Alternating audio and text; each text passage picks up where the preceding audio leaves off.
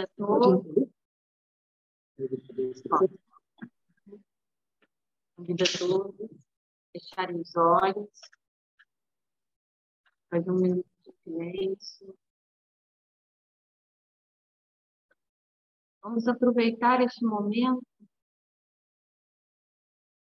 para silenciar a mente, aquietar o coração.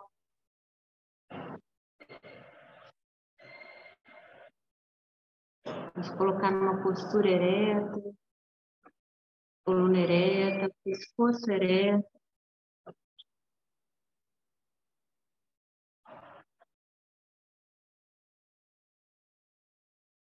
A gente só observa o nosso corpo.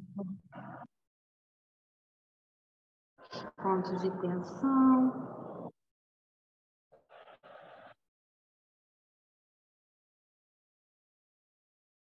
E através da respiração, a gente se concentra.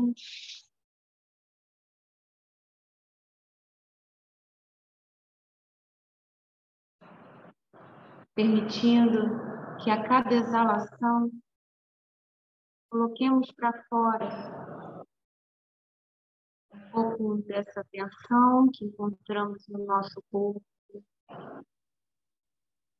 algum desentendimento, um conflito, algo que não esteja nos fazendo bem. A gente se permite neste momento, a cada exalação, liberar, soltar.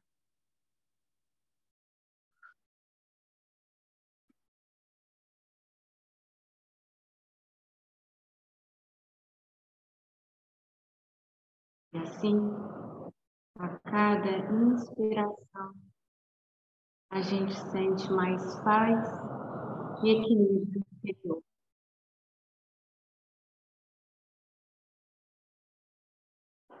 Focando no ponto entre as sobrancelhas, a gente visualiza uma chama dourada. Visualizando essa chama, a gente entoa o mantra 3 vezes.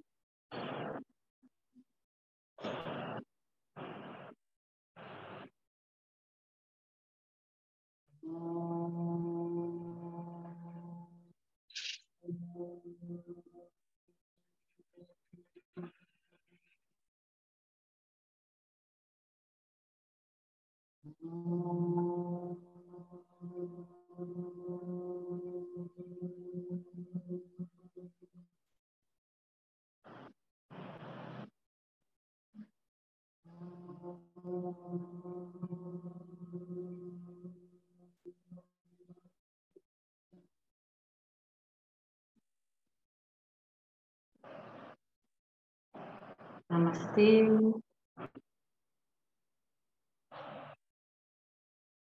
Iniciamos assim essa reunião, mais um dia de estudos do Goethe Juiz de Fora, com o estudo do livro O Reino dos Deuses, capítulo 1, parte 1. Gratidão a todos pela presença. Estamos, então, em 4 aqui, online, mas eu e o Zé Jorge, presencialmente aqui no Museu do Crédito Real, onde nos encontramos às terças-feiras, às 19 horas, para a nossa reunião pública do Goethe, de fora. Que bom, gente. Que bom. Depois desse recesso, estar com vocês de novo. A gente, no último encontro, a gente teve a presença do irmão Otávio e ele fez assim, um sobrevoo sobre esse capítulo 1, né? Então, ele se atentou mais sobre esse termo a divindade, mas, de uma forma geral, ele trouxe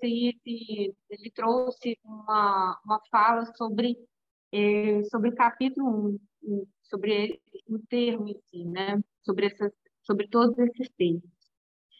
Então, eu acho que hoje nós podemos, né, de uma forma mais acelerada, passar pela divindade. Eu não sei se o Luciano ou o Ives tem aí, principalmente o Luciano, porque ele tem o livro, né? Ele tem um livro dessa última edição, aonde que foi que nós paramos antes dessa reunião com o Otávio, que talvez ao invés da gente voltar desde o começo da divindade, mas se vocês quiserem a gente pode retornar, mas pensei da gente voltar àquele ponto que a gente parou na última. Não sei se o Ives lembra. O plano evolucionário, né? A gente concluiu ele. A gente chegou a gente começa agora o plano evolucionário. Tá, a gente chegou a concluir naquele dia a divindade, né? Concluímos por 2 reuniões. Tá. Então vamos fazer uma coisa antes da gente voltar, antes da gente dar continuidade no plano evolucionário. Ives, Luciana, Luciano, Zé Jorge, vocês querem fazer alguma contribuição sobre o termo divindade, algo que vocês tenham lido depois, ou que não tenha ficado muito claro? Vamos fazer só voltar nesse divindade, ver se alguém quer fazer algum comentário, alguma observação, antes da gente passar para o plano evolucionário. Por mim, tudo Querem certo. fazer algum comentário? Ives, não. Luciano, a gente pode dar continuidade? Tá. Devemos. Olha, eu vou só então fazer uma reflexão sobre o que ficou para mim daquela fala do Otávio no último encontro nosso. O que eu percebi, tá, é que assim nós queremos muito entender quando a gente fala desses termos abstratos da divindade, a gente, né, a gente almeja, né, entender esses conceitos. E depois da palestra do Otávio, me lembrei muito do nosso estudo da Luz no Caminho, do livro Luz no Caminho, no qual muitas coisas chegaram para mim depois do nosso estudo. Eu fazia um estudo anteriormente do Luz no Caminho, do Alvorecer da Vida Espiritual, também pegava algumas palestras na internet, né, para eu, assim, de irmãos, teosofistas, para me concentrar naquele estudo. E naquele dia, no dia do nosso encontro, chegava assim para mim várias outras coisas, mas principalmente depois, posteriormente ao estudo, no meu dia a dia, às vezes indo para o trabalho, na estrada e tal, assim, eu falava assim, nossa, me vinha um sutra, um aforisma de luz no caminho. E aí, depois daquela palestra que a gente teve com o Otávio, me veio muito essa sensação de que a gente, às vezes, quer captar exatamente, né, com esses conceitos que talvez eles sejam abstratos e abstratos para a gente ter essa apreensão dessa forma assim totalmente intelectual. Às vezes a gente tem que levar um pouco para o nosso coração, deixar intuir. Então, esse é um livro, né, que vai trazer o tema do livro é de uma beleza muito grande para talvez a gente, né, tentar captar tudo dessa forma, né? Então, eu me desapeguei da última, naquela palestra do Otávio, muito pelo contrário, eu não tive minhas dúvidas respondidas, talvez eu tenha ficado com outras, e eu falei assim, talvez a ideia seja a gente desapegar. Muitas coisas dali eu falei assim, agora eu entendi. E outras eu falei assim, que interessante, talvez não seja dessa forma, né, de captar, pegar um glossário exatamente e a gente entender tudo. Faz parte do estudo, pegar o glossário, tentar entender, mas também deixar falar o coração, né? Que são termos, né, que estão além, talvez, da nossa capacidade desse entendimento, né? Então, é deixar amadurecer isso no coração, intuir. Foi um pouco do que eu refleti depois daquela palestra, tá? Dele.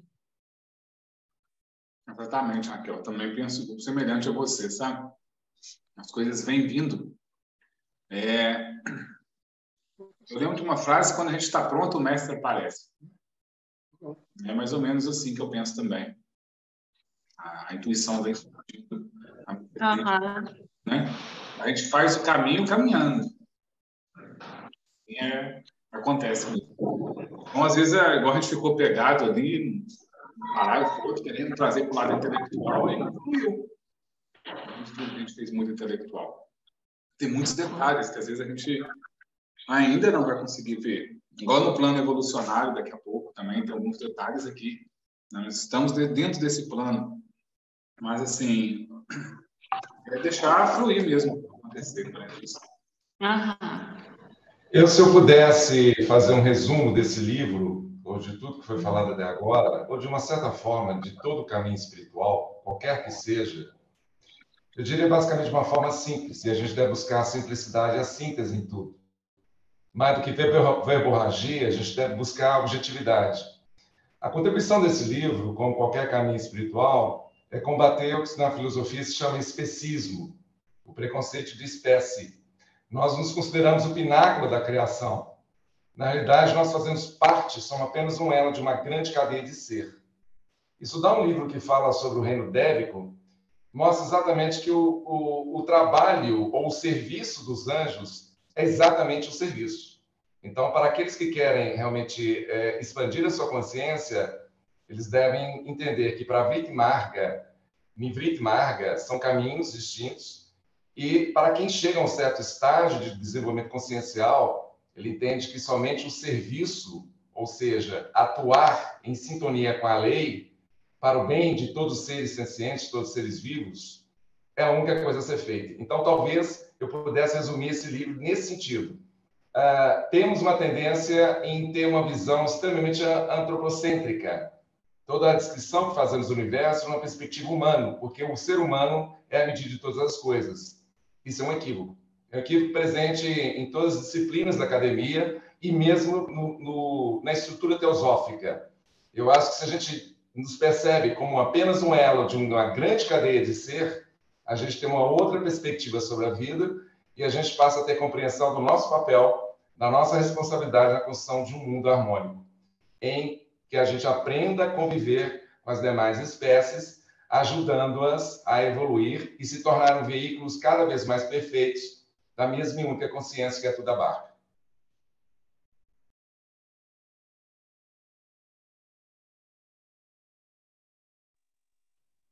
Importante a sua fala, Iris, realmente. A gente nos coloca como referência, né? Luciana, você quer falar alguma coisa? Sim.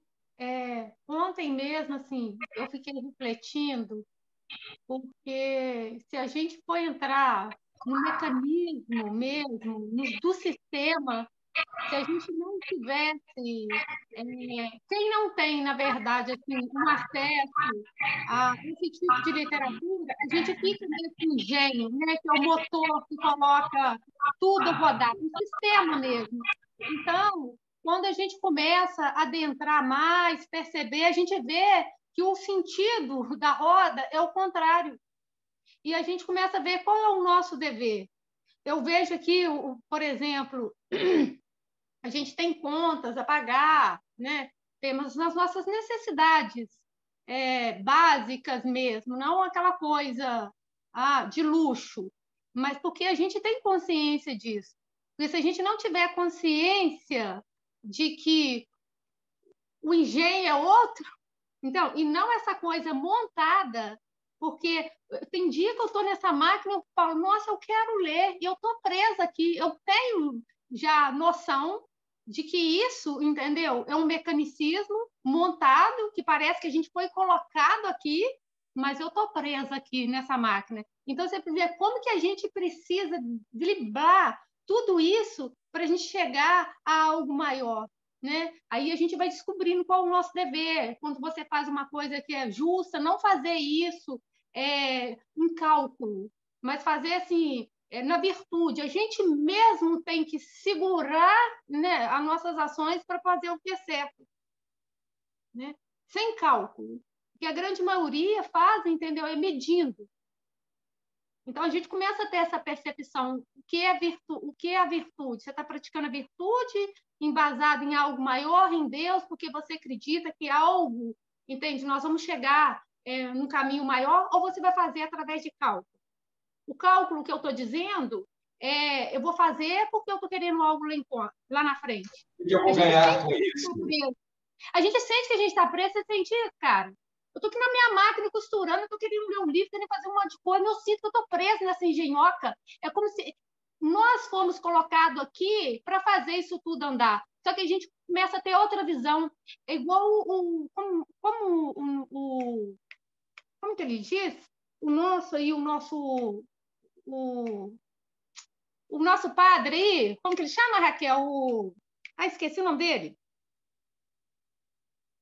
Você percebe a sua consciência, mas você percebe que tem algo acima te percebendo. O Lindemer, eu gosto eu assisto as palestras dele quase todas aqui costurando. Então você começa a perceber que tem algo maior conduzindo. Então você tem que lutar contra isso.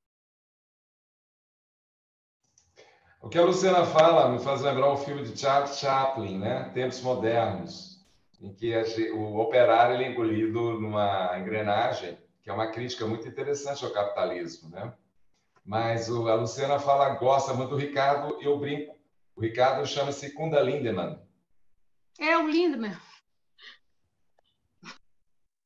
É o nosso padre, né?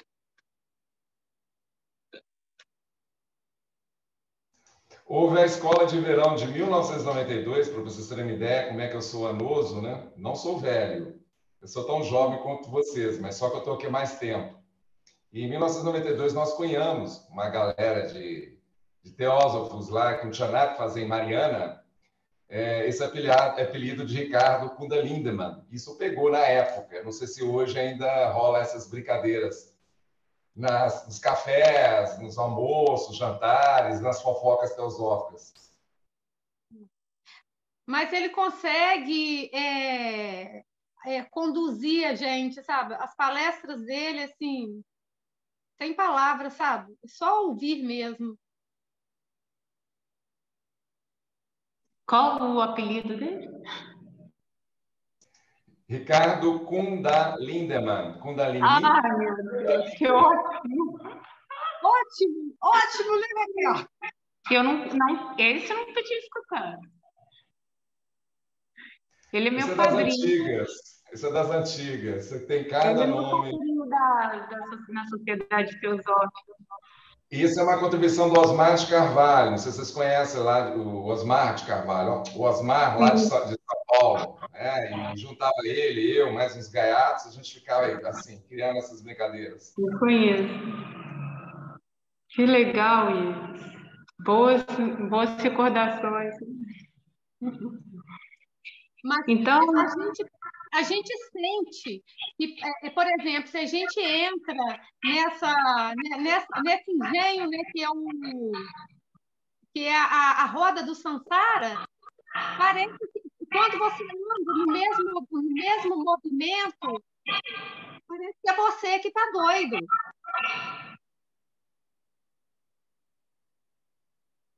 Vocês têm essa percepção, gente? Claro, né?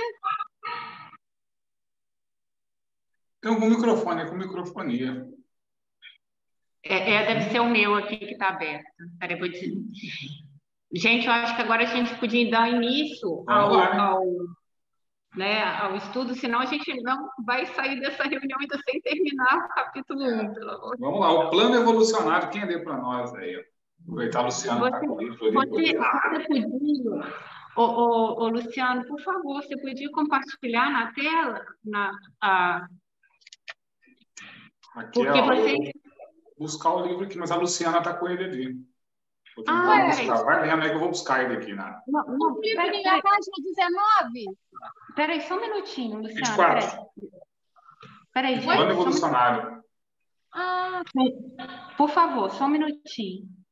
Luciano, você lembra que eu mandei para você o Eu lembro, Kindle? o PDF. Sim.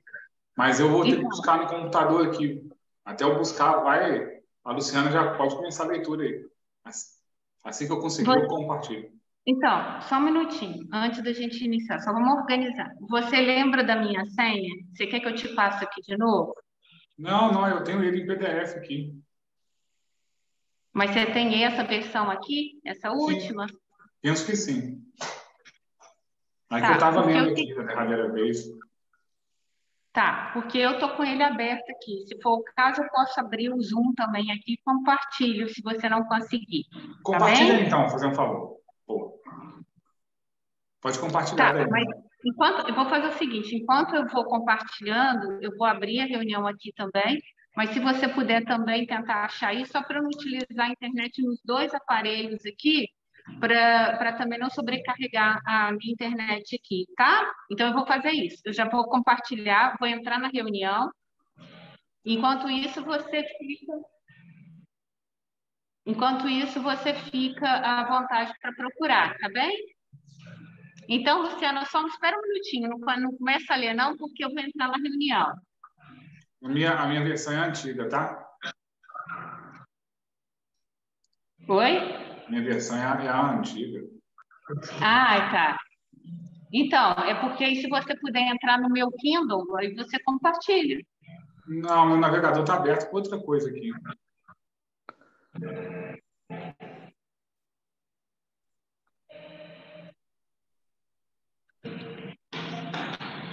Só um minutinho, gente.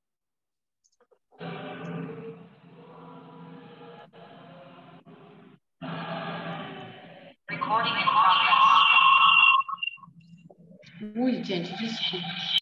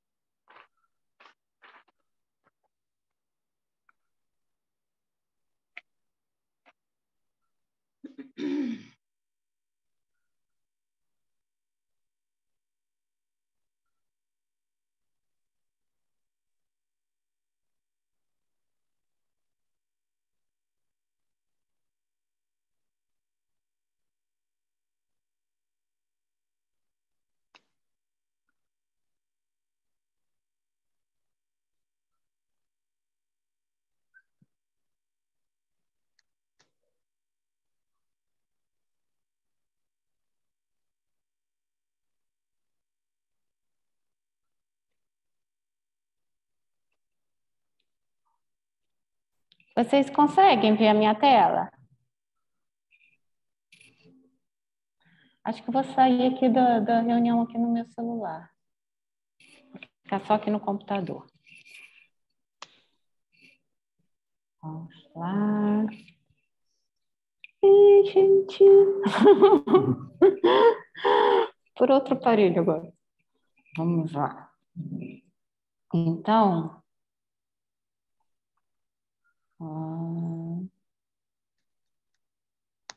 só me situar aqui.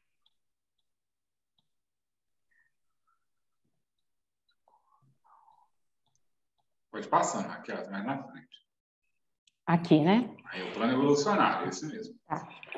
Então, a Luciana que vai começar a ler? Sim.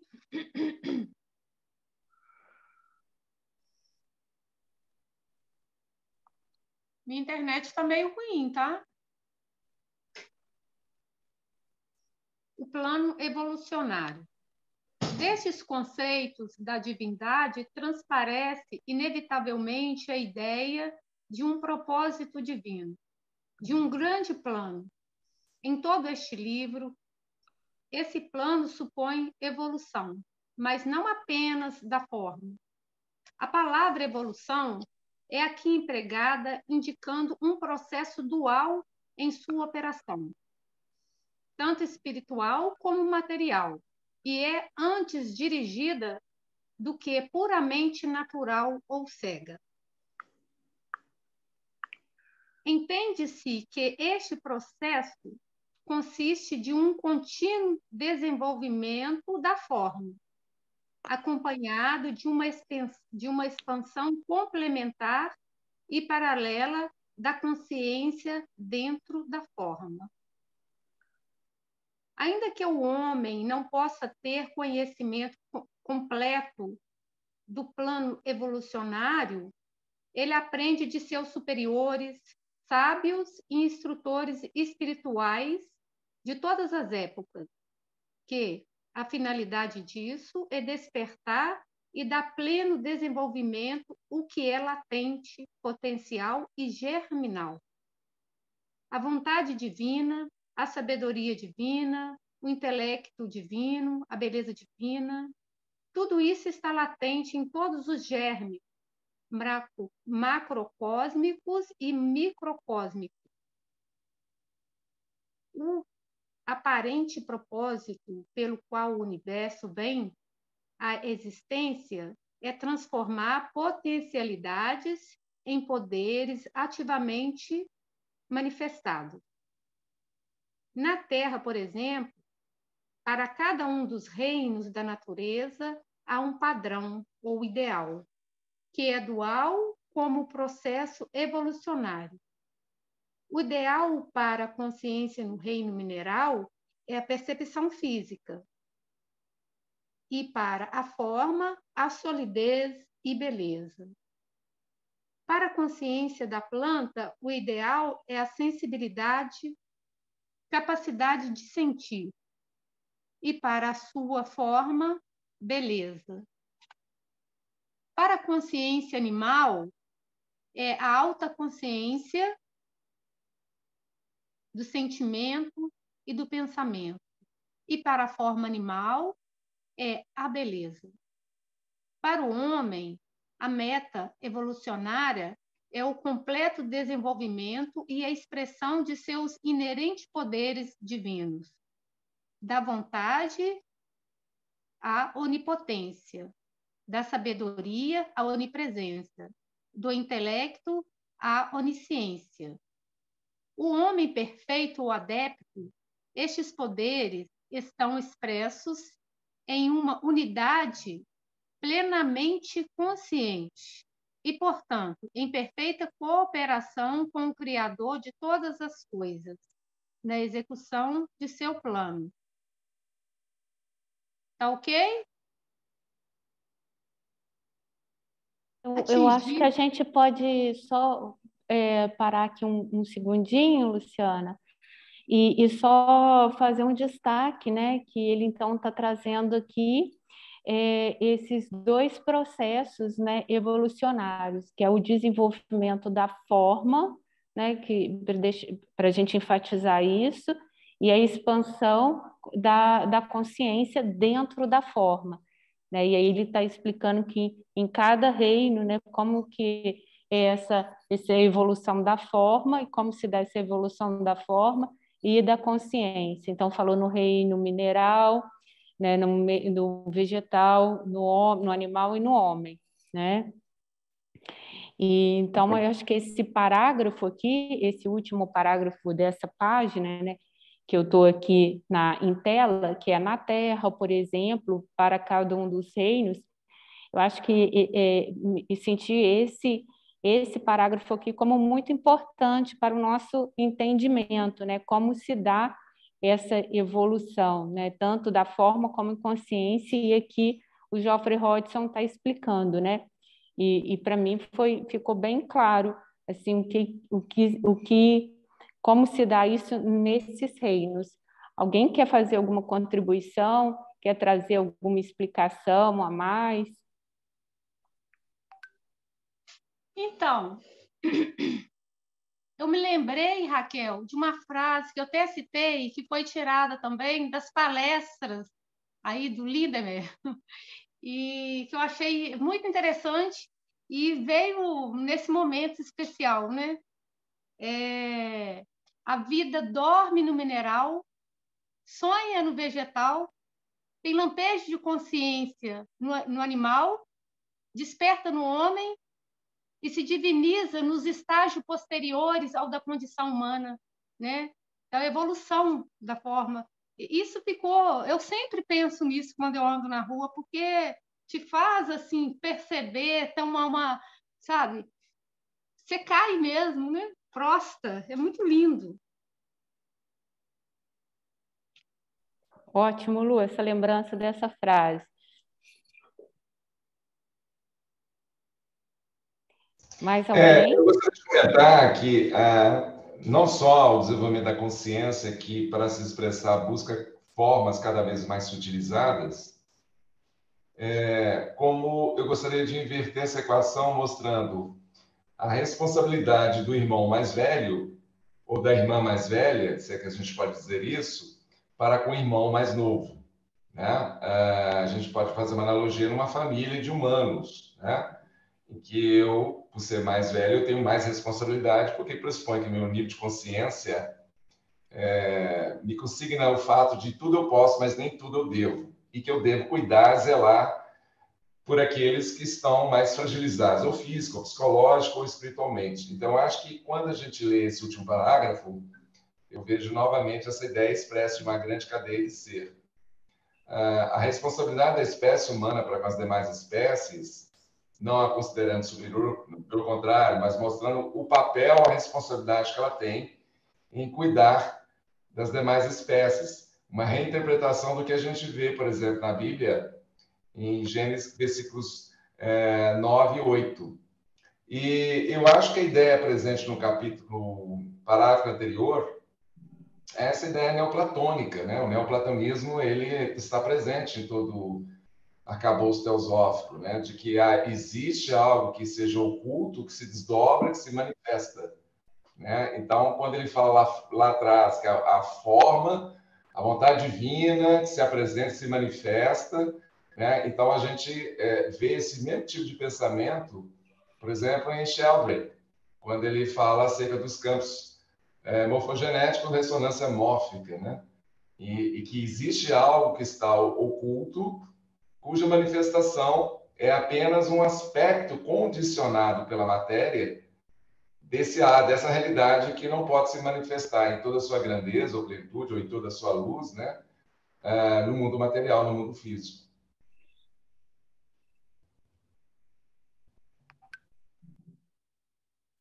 E uma coisa que a gente não deve, para nós teosofistas, quando para mim faz diferença quando é no diálogo, sabe, Ivo?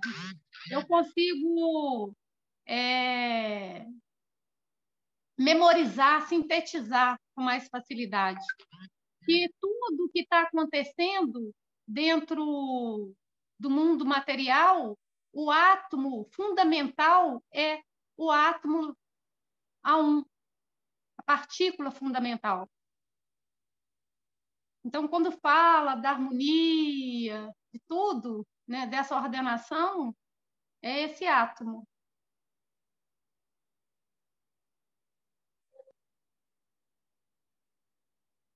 Podem averiguar, tá? Eu pesquisei e venho pensando antes de falar nisso, tá? Você pode continuar, Lu, para a gente, Sim, mais um pouquinho? sim, e tem outro texto separado aqui também. Atingida a perfeição humana, apresentam-se os ideais super-humanos. Como humanos, apenas podemos perceber a natureza desses ideais com auxílio da analogia e com o pouco que em nossos dias os próprios super-homens nos permitiram saber.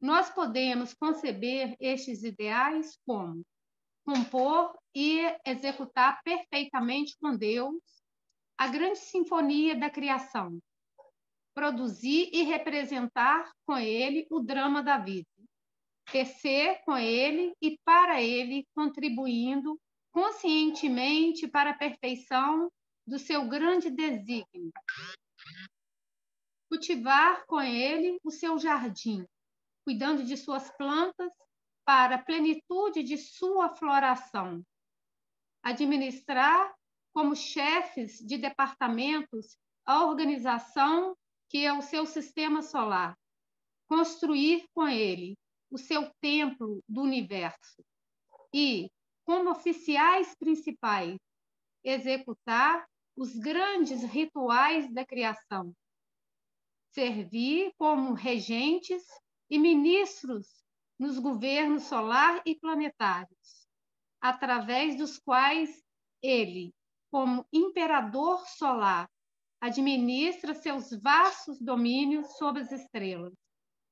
Este é, em parte, podemos admitir o plano de Deus para os super-homens, e certamente para todos, desde que atingir a super-humanidade é o destino de todos. Esse longínquo acontecimento divino para o qual toda a criação se movimenta.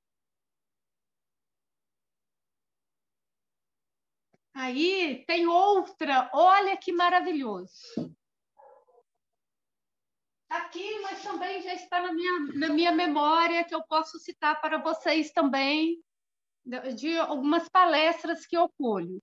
Né? Essa frase é do Einstein, e muitos, às vezes a gente fala alguma coisa do Einstein, o Einstein não acreditava em Deus, porque as pessoas não pesquisam, né? E não adentram, então fazem julgamento assim, sem aprofundar, né? Vai mais pela mídia, né? Por essa coisa de religião mesmo. Então, dentro disso aqui, e está nesse livro também, está na página.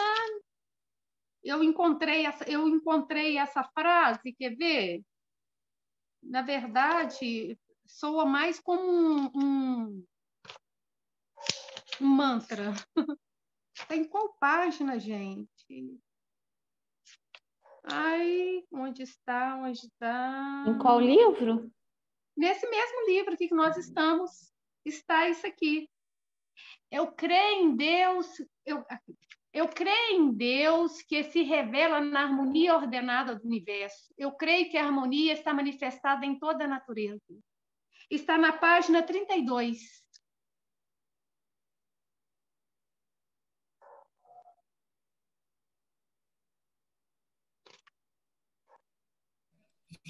Faz comentário. O movimento, né? Em qual capítulo que está? É porque o meu aqui está diferente, eu não consigo. Qual que é a página?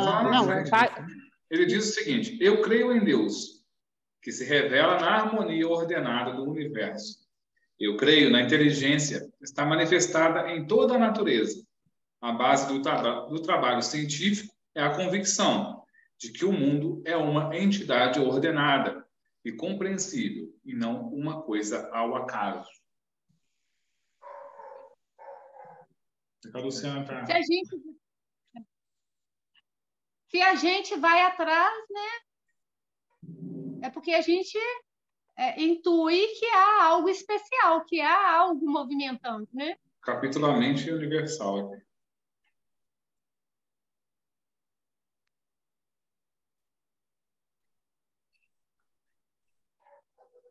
Podemos continuar? Vamos para a criação agora. A criação, a emergência e subsequente desenvolvimento de um universo e seu conteúdo são considerados na ciência oculta mais como um processo de emanação guiado por forças inteligentes sob leis imutáveis do que o resultado de um ato de criação seguido da evolução natural. A criação ou emergência de universos do nada não é um conceito aceitável. Todos são encarados como emanados de uma fonte que tudo contém e sem origem. Essa fonte é encarada como trina, consistindo do espírito pré-cósmico, da matéria pré-cósmica e do movimento eterno. Na parte segunda desse livro se expõe essa doutrina. No segundo, né, Raquel? Na parte no segundo capítulo. Na parte 2, né? Porque está dividido. Aqui a gente está na parte 1, capítulo 1. Na segunda parte, né? Vai se falar mais sobre isso. Aqui adiante, perdão, não coloquei atenção aqui. A vidência. Como parte... Espera aí, só um minutinho, Lu, só um segundo. Alguém quer comentar, gente? Trazer comentários, dúvidas, sugestões dessa parte da criação? Luciano?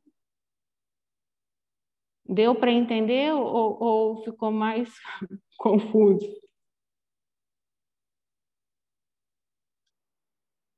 Hein, Luciano? Para mim? Para o Para mim é Luciano. tranquilo, Raquel. Ah, então tá bem. E você? Não, Então tá bom. Tá, agora é evidência aí. Então tá. Pode deixar, estou de olho aqui. Se tiver dúvida, eu grito aqui. Oi? Se eu tiver dúvida, eu vou gritar. Socorro! Uhum. Eu poderia ler uma coisa aleatória que encaixa muito bem aqui também? Com certeza. Então tá. Por favor. Então, tirado do Fundamento da Teosofia, do Ginarajadasa. Uhum. A nossa terra, inabitável para nós, quando massa de lavas cadentes, era, no entanto, um jardim encantador para o mineral, que se regozijava por ser alvo de choques de calor abrasador e das pressões que teriam destruído os organismos vegetais e animais. Um impulso interno da vida e um estímulo externo do ambiente são ambos necessários ao crescimento da vida. Sem os choques, a vida permaneceria adormecida. Com o estímulo externo apenas, mas sem o impulso interno, permanece morta a forma. Vou mandar para vocês, isso aqui é chocante. Ótimo, Lu. Muito bom. Esse texto veio complementar. Uhum. Muito bom. Obrigada. Isso aqui eu vou mandar para vocês. Toda vez que eu leio esse aqui, fico eletrizada.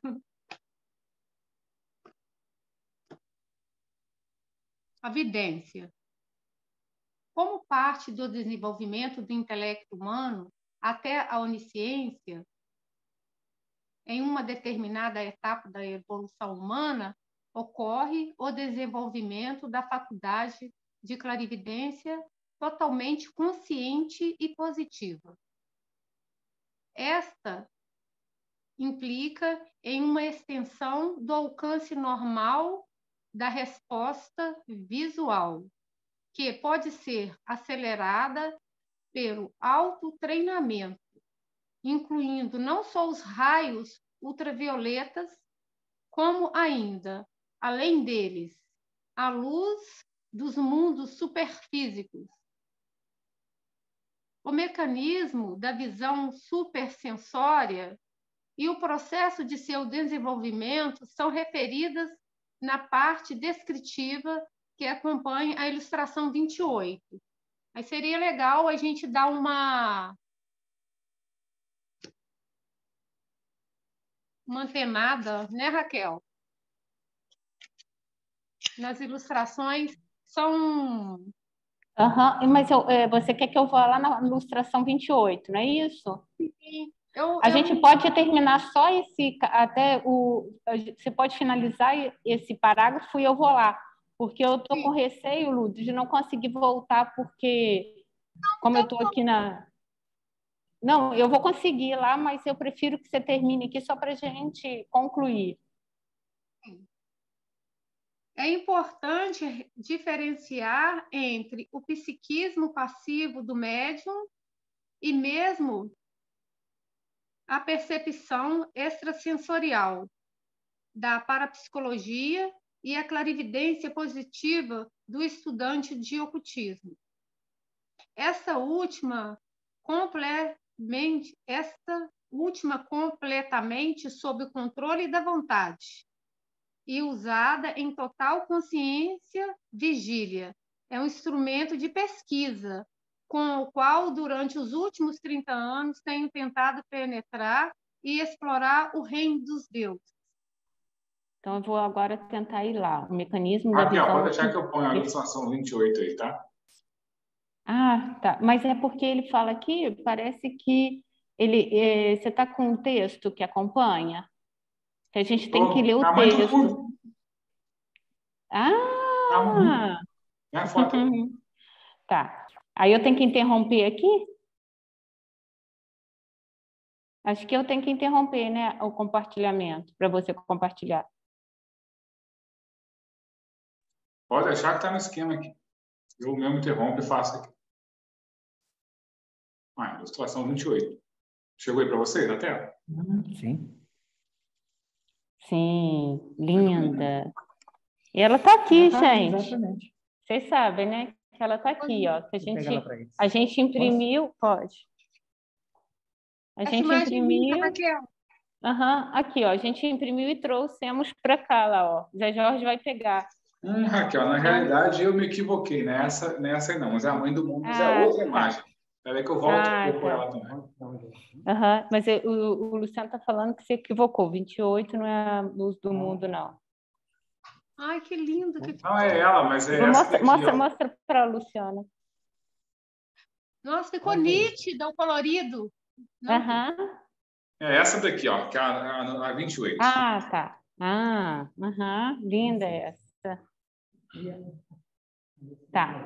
E aí tem a Milagre do descrição. Nascimento e a Mãe do Mundo.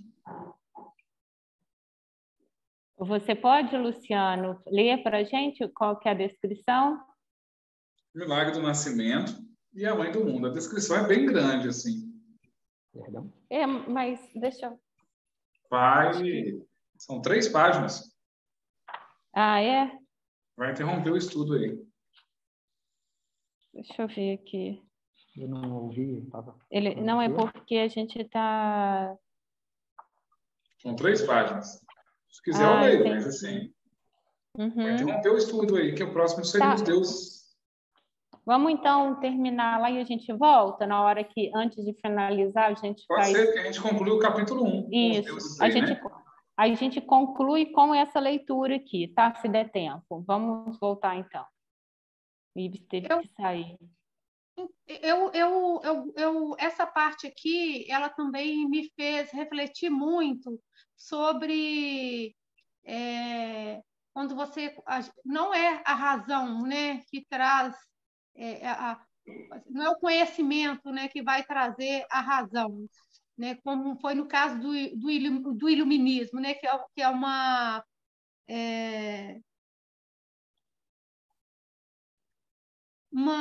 no caso, é a filosofia existencialista, né?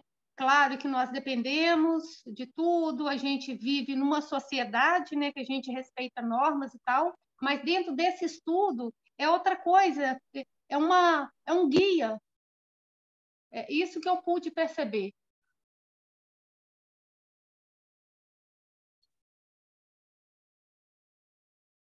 Foge a explicação.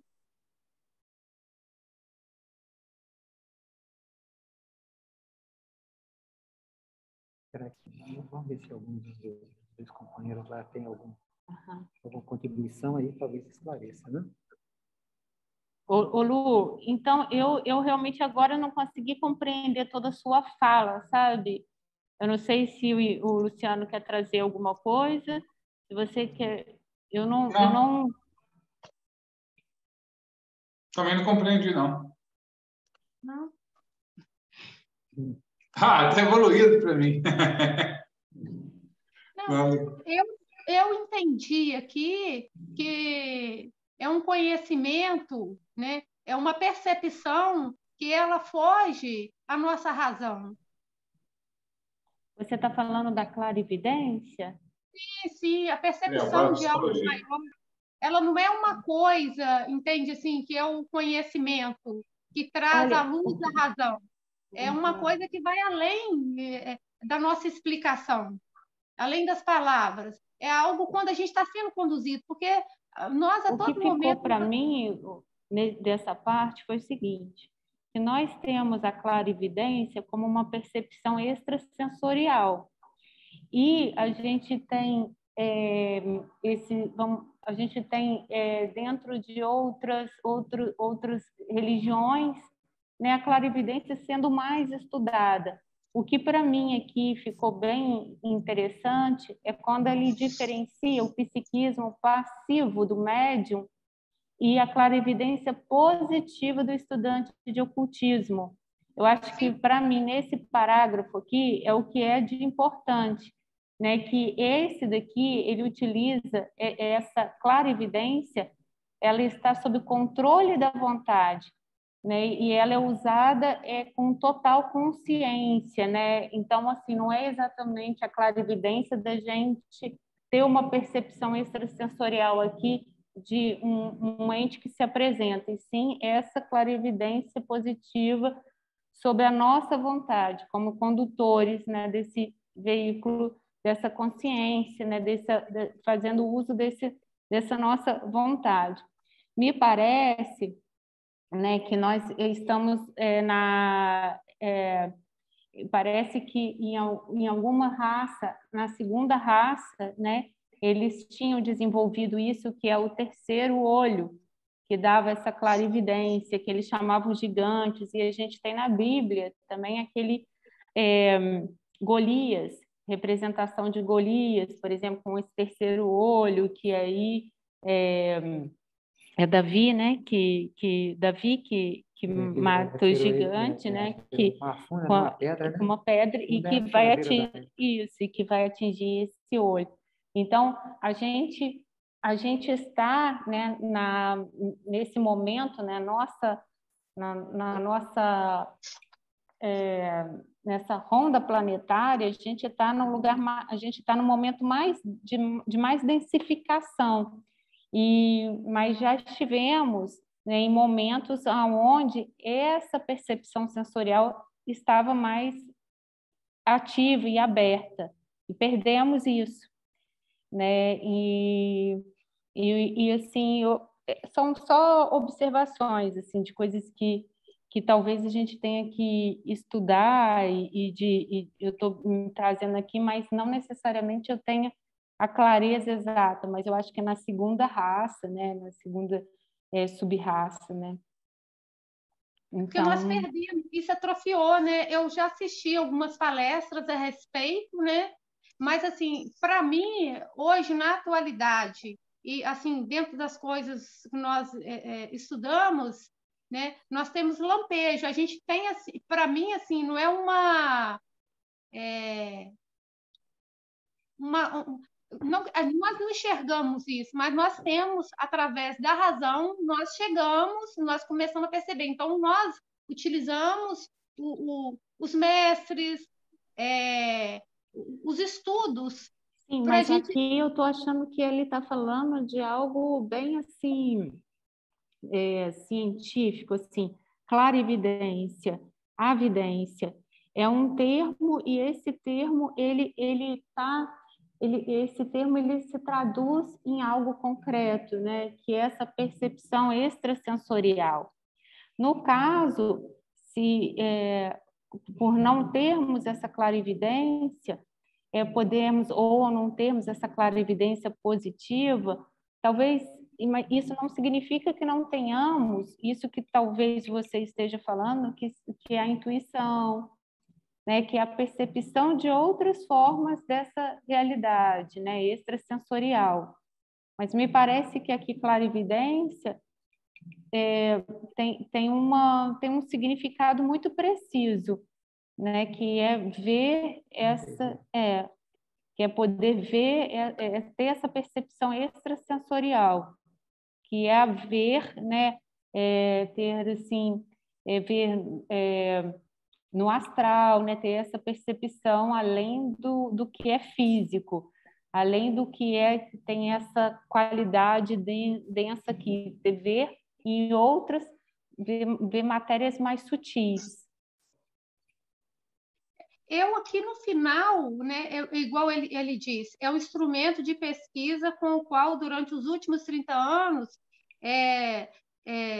tenho tentado penetrar e explorar o reino dos deuses. Para mim ficou evidente que ele era clarividente mesmo, porque em todos os livros dele que a gente aproxima, ele é um clarividente. E aqui ficou claro para mim, eu entendi, né? Mas eu quis dizer para mim, como que eu percebo? Porque eu não tenho acesso, eu não tenho, né? Ela Mas, não assim, tem acesso, ela não é clarividente. Então, através de um mestre, né, a gente vai tendo esses lampejos, a gente vê que é possível, que não podemos chegar lá. Diz que são 3% Claro, da o que ele tá trazendo aqui, né? É isso que você está querendo dizer, né? O que ele traz mostra para a gente a possibilidade disso se tornar real, né? Ele está nos mostrando, né?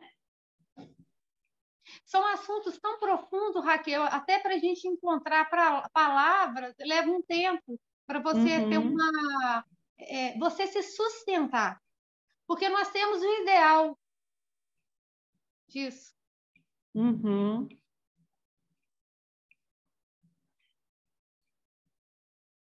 Vamos lá, né? Os deuses. Esse termo é usado em todo o livro para denotar não as imagens simbólicas, às quais foi dado esse título pelos povos antigos, porém, ordens hierárquicas de inteligência, totalmente diferentes do ser humano neste sistema solar, mas que já foram ou serão humanos. Estou lendo da tela aqui, aí mexe muito não, senão eu perco. Informações relativas às suas imensamente variadas natureza e função formam o material do terceiro capítulo da parte 1 deste livro e dos capítulos subsequentes, a parte 5, consistente de ilustração e descrições de vários tipos de deuses, tais como me apareceram quando tentava estudá-los por meio da visão ampliada. Os povos orientais, bem como numerosos membros de celtas ou outras raças naturalmente psíquicas, estão familiarizados com a ideia da existência dos deuses. No Oriente, eles são denominados devas, uma palavra sânscrita que significa seres brilhantes e referente à sua aparência luminosa. Eles são considerados agentes onipresentes e superfísicos da vontade criadora e diretores de todas as forças, leis e processos naturais solares, interplanetários e planetários. Neste livro, para estes seres é empregado de preferência o termo deuses. O termo cabalísticos, Sefira, é empregado na parte 3. Ocasionalmente aparece Deva, bem como o seu útil adjetivo dévico, que se aplica igualmente a arcanjos, anjos e espíritos da natureza. Certos tipos de deuses mais intimamente associados com o homem do que com a natureza são designados como anjos, sendo os 4 termos usados como sinônimos. Os 3 principais estágios do desenvolvimento dévico têm suas próprias denominações. Os espíritos da natureza, como os animais e pássaros, são impulsionados por uma alma grupal compartilhada com outros do mesmo gênero. Deuses, séfiras, devas e anjos evoluíram da alma grupo para separadas individualidades, tal qual o homem. Os arcanjos especialmente, transcenderam as limitações da individualidade e penetraram na consciência cósmica ou universal, tal qual o super-homem ou adepto. Antes de prosseguir em uma exposição mais completa da natureza, funções e atividades dos deuses, ofereço uma resposta àqueles que muito naturalmente perguntarão: onde está a prova da existência deles? Não pode haver nenhuma prova concreta e demonstrativa dos frutos da experiência mística, da evidência dos estudos místicos de consciência, nos quais as faculdades supersensíveis podem agir, e da existência dos mundos superfísicos e de seus habitantes. Há abundância de provas. O mais universal e permanente dessa evidência é o folclore em todas as nações. Em todas as épocas em que há registros, os homens têm dado testemunho de suas percepções de forças, fenômenos e seres naturalmente invisíveis.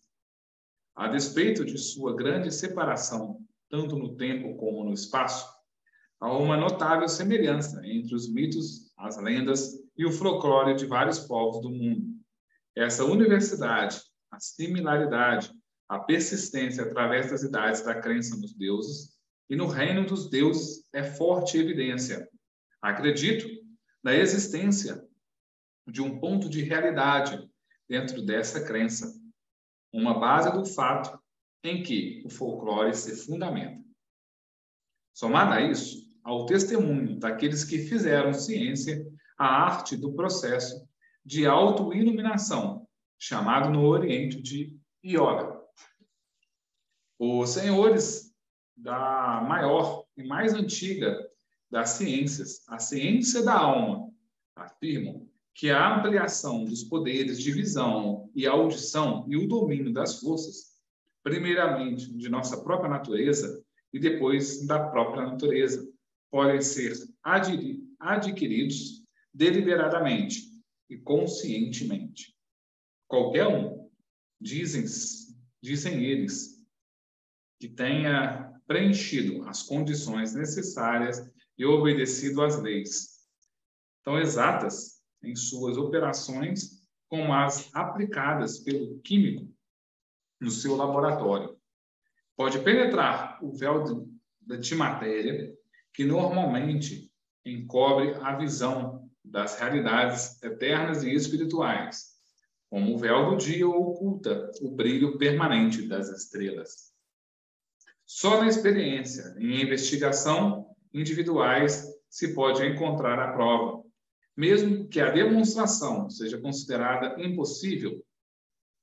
Não o é o teste pela pesquisa pessoal. Esse teste foi o que tentei aplicar. E este livro é, em parte, o registro de minhas próprias descobertas. Conquanto todos tenham o direito de objetar. Creio que somente aqueles que tenham investigado e experimentado de maneiras semelhantes têm o direito de negar.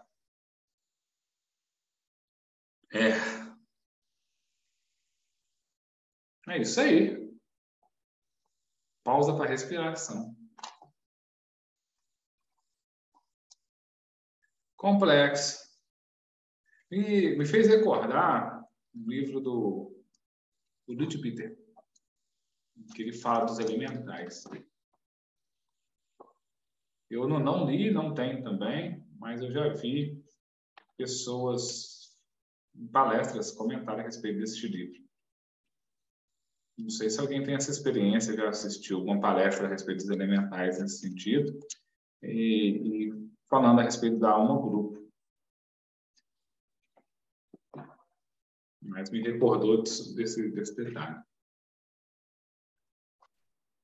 O animal, quando ele, né, aquele que tem mais contato conosco dentro dos estudos teosóficos, né, ele já adquiriu experiência suficiente para passar para outro patamar, ele já não vai para a alma grupo, ele individualiza.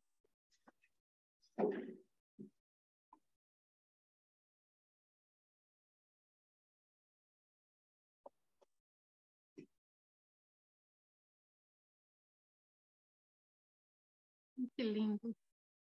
Achei aqui a ilustração do 28 e 29. Você entendeu, Lu? Tá? Entendi.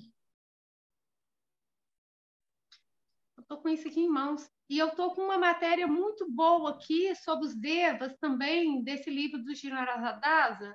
Assim, excelente. Qual livro você está? Levanta ele aí para eu ver qual que é. É o que está inspirado? É o fundamento. Não é o fundamento, os fundamentos de teosofia? Isso. Mas Qual que é a aqui, capa? Deixa eu ver qual que é essa. Se eu colocar. tá dando para você ver? Esse é antigo. Essa capa é... Deixa eu Eu ver aqui cheguei se é o de Juiz de Fora em 2019, esse livro parou na minha mão, lá no Jean, na livraria Dom Pedro II. Veio a minha mão, vários. E eu conversando com Sandra, uma senhora, que fez uma doação. Vê, eu tenho esse daqui, ó. Que eu já... É esse daí, esse. Ah, tá. Esse livro é muito bom. Esse livro, gente, é excelente. Eu nunca li ele todo, mas eu já li algumas partes. A última parte desse livro que se trata sobre beleza, que fala de beleza da natureza, é lindo, fala de geometria sagrada, é bem bonito. Aqui, vamos dar uma lidinha nessa parte, nessa ilustração 28 e 29? Eu vou fazer a leitura, vou tentar fazer uma leitura rápida, mas pelo menos para a gente não sair daqui com essa... Imagina, não sair daqui sem essa leitura. Posso iniciar? Vocês concordam? Posso? Pode, Raquel. Temos mais 10 minutinhos.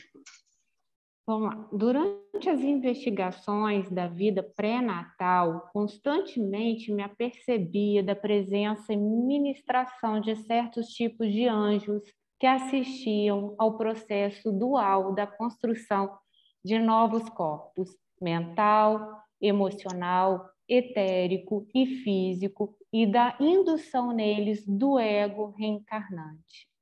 Embora eu não tivesse compreendido naquela época, presentemente cheguei à conclusão de que durante o arco involucionário ou descida à encarnação de cada ciclo da vida, estes anjos exercem para cada indivíduo uma função muito semelhante à desempenhada pelos pitres, os chamados ancestrais do homem, ocultamente referido às vezes como hierarquias satânicas.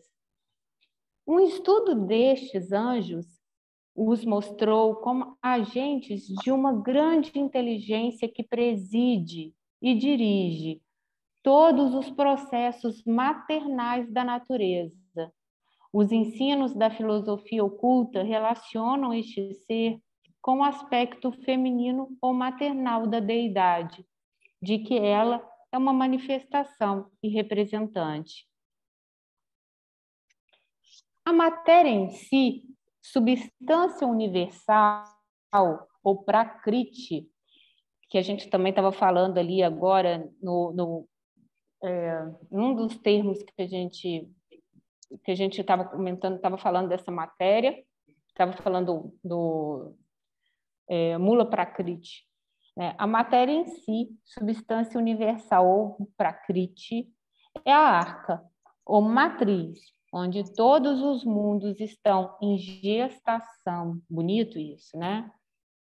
Da qual tudo nasce e a qual tudo retorna.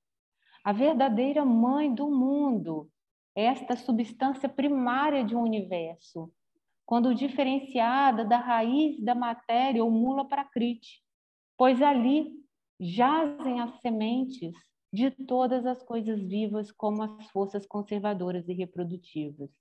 Gente, olha que coisa linda! Pois ali jazem as sementes de todas as coisas vivas, bem como as forças conservadoras e reprodutivas. Quando a diferenciação ocorre ao alvorecer do cosmos, após a noite do caos, os três aspectos da trindade primordial, o Criador, o Preservador e o Transformador, tornam-se automanifestos e criadoramente ativos. Interessante isso, né? Automanifestos. se então representados por sublimes e divinas inteligências, poderes ou emanações, os mais elevados produtos de manvantras precedentes, cujos corpos são da essência da superior luz divina. Inteligências dessa natureza, quando emanadas da substância raiz, dirigem o curso da evolução sob a lei imutável. Não são seres segundo a concepção da mente humana, constituem tanto a tríade sefirotal mais elevada como os 7 que deles procedem, ou melhor, o espírito atrás de cada um dos 3. Isso eu não entendi. Talvez possam ser descritos como a própria alma da própria alma do universo. O princípio cósmico maternal está universalmente manifesto e todos os seus atributos conservadores e reprodutores estão ativos em toda a natureza. Fisicamente se expressa tanto como polaridade química negativa, quanto como feminilidade de todo mundo, o mundo orgânico. Está ativo dentro de cada simples célula, como em cada organismo multicelular. Sem ele, nada poderia ser concebido nem nascer, nada preservado, nada reproduzido. Superfisicamente, o princípio maternal tem igual importância. Para o homem, é o invólucro áurico, a arca da alma espiritual, o algoeides, ou corpo causal, a matriz gestatória do iniciado, o adepto, o futuro logos. Todas as nações têm reconhecido, honrado e adorado este princípio maternal da natureza. Todas as suas religiões exotéricas o têm personificado como uma deusa, uma mãe arcangélica dos universos, raças, nações e homens. Essas personificações da mãe do mundo se encontram entre os mais nobres conceitos da mente humana, a qual, ao criá-los, reverenciá-los e servi-los, atinge seu mais alto grau de idealismo, devoção e autoexpressão religiosa. Tal reverência, tal devoção e tal adoração, como as que são oferecidas à Mãe do Mundo, são, portanto, merecedoras do mais profundo respeito, e à parte a superstição grosseira, a ser sempre repelida, pode ser utilmente encorajada. Pois, através da devoção humana, os seres humanos podem ser atingidos do alto. Através da aspiração, do mais elevado amor e súplica humanos, o homem se torna receptivo tanto ao seu eu espiritual como às influências dos adeptos ministrantes da humanidade. A Madonna ideal, por exemplo, tem sido e ainda é de valor incalculável na consolação, purificação e enobrecimento da humanidade. Através desse ideal, uma realização de amor materno de Deus se tornou acessível a milhões de pessoas sofredoras e cheias de aspiração. Os conceitos de Kuan Yin, Isis, Star, Parvati e outras deusas se fundamentam igualmente na existência, natureza e função do mesmo ser grandioso. Talvez por ser eu cristão, e serem também cristãos os casos por mim examinados, as formas do tipo Madonna aqui pintadas apresentavam-se à minha mente. A Mãe do Mundo planetário é concebida em certas escolas de filosofia oculta como uma altamente evoluída representante de incorporação angélica do aspecto feminino da divindade. Ela é também concebida como um oficial adepto do governo interno do mundo, em que todas as mais elevadas qualidades de feminilidade e maternidade brilham em sua completa perfeição. Estando ela, além de toda limitação da forma, nenhuma ilustração pode realmente representá-la. Na ilustração 28, em forma de uma Madonna, ela e os seus anjos ministrantes aparecem em uma íntima associação com uma mãe e seu futuro filho, ao aproximar-se a hora do nascimento. A ilustração 29 retrata simbolicamente em seu aspecto solar, planeando em amor divino sobre todos os mundos. Com uma reverente saudação a ela, a Rainha dos Anjos, termino este estudo ilustrado das hostes angélicas. Oi, gente, que coisa linda! Além de bom escritor, é um poeta. Que coisa Esse linda! finalzinho, concluo com ela, né? E esse texto aqui realmente fez assim todo sentido a gente ter lido e assim, para mim é de uma beleza que não tem palavras, eu não consigo nem explicar, mas que me dá mais sabor no livro, porque estamos aqui, pelo menos eu me sinto muitas vezes tocada, sendo cuidada, ajudada, e ter esse contato com esse livro, né, e por um teósofo, e que nos coloca assim, essas visões, dessa forma clara, que para a gente é difícil talvez o entendimento, mas ele está trazendo isso, é muito, para mim é importante, porque é aqui um ponto de encontro com o que eu também acredito.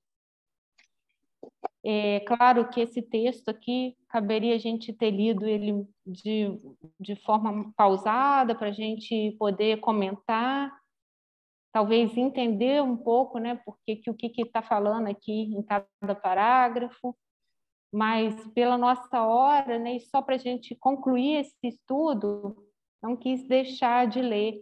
E assim fica aqui o convite para vocês fazerem, eu também, uma segunda leitura, terceira, e daí a gente pode trazer na próxima reunião aquilo que ficou aqui, que a gente queira fazer uma reflexão desse texto. Olha, a gente leu e a gente não acabou que a gente não comentou, ou uma dúvida.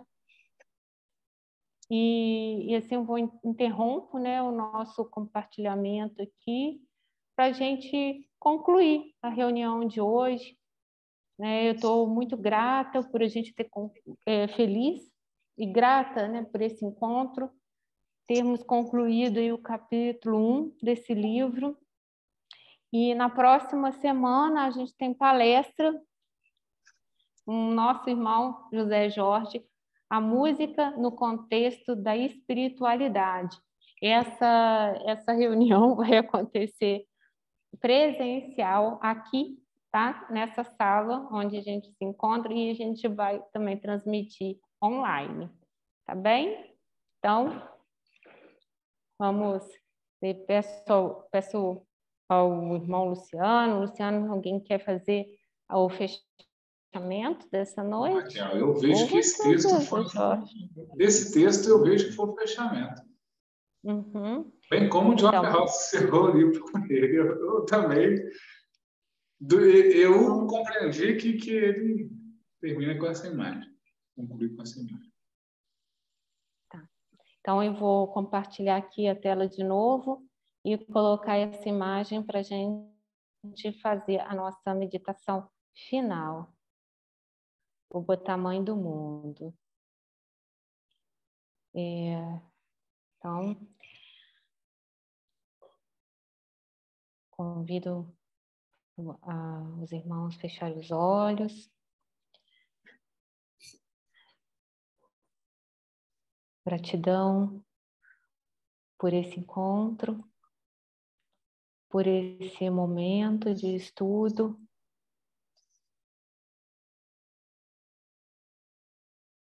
Que fique aqui conosco